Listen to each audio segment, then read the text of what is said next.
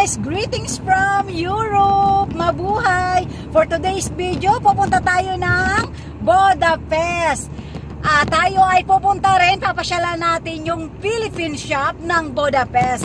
Dahil merong Philippine shop nga pala sa Budapest upang bumili tayo ng pagkaing Pinoy. Ayan, samahan nyo kami, huwag kayong bibitiw. Let's go! To Budapest!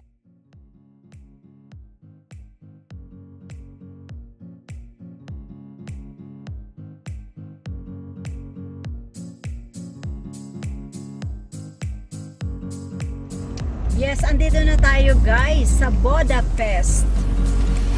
Ayan, Budapest na ito.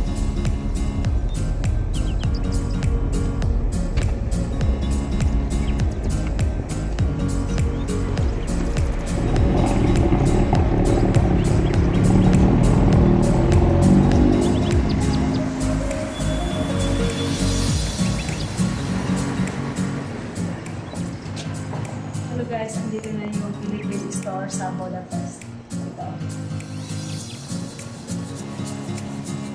Silipin natin ang Philippine store dito sa Budapest.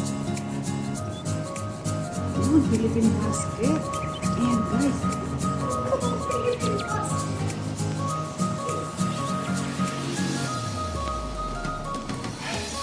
Ayan guys, andito tayo sa Philippine store ng Budapest. Ayan, marami ditong mabibili. Mayroong powder Bear Brand. Ayan, merong mga Star Margarine. Ayan, madami dito oh. Meron din ditong lain. Ayan, lain. At saka bagoong. Ayan. Ayan ang Philippine shop dito sa Budapest. Silipin natin yung mga isda dito. Ayan, may isda, oh, ayan.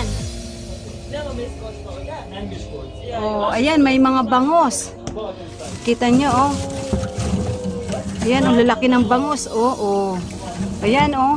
2,500 forint yung bangos. Ayan, oh. Oh, yung bangos, oh. Frozen, pero masarap talaga siya. Ayan, oh, oh. Ayan. Dito tayo sa bangos. Ayan, meron din ditong palabok. Ayan, meron din pansit, yung kanton. At mayroon ding pansit bihon, cup noodles, noodles. Ayan, may mga pancake. Ayan, napakarami ditong. Ayan, marami din silang mga chicheria. Ayan.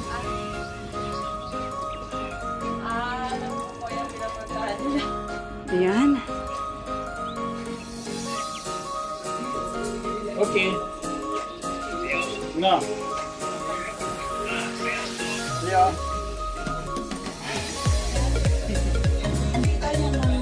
Paninda nila, oh.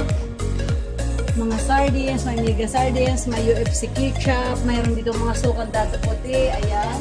Ito yan matatagpuan sa Budapest. Ayan, ito. Ayan, may tuyo tayong silver swan. Ayan, marami. At nandun din yung isda nila.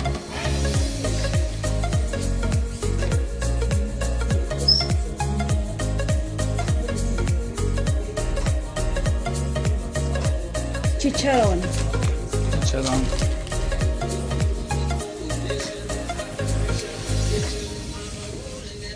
Okay, ito na. Bumili na ako. Ayan na. Oh, ayan. Namili tayo dito sa Philippine shop ng Budapest. Nanggaling pa tayo sa Tapolca. 3 hours from Tapolca to Budapest.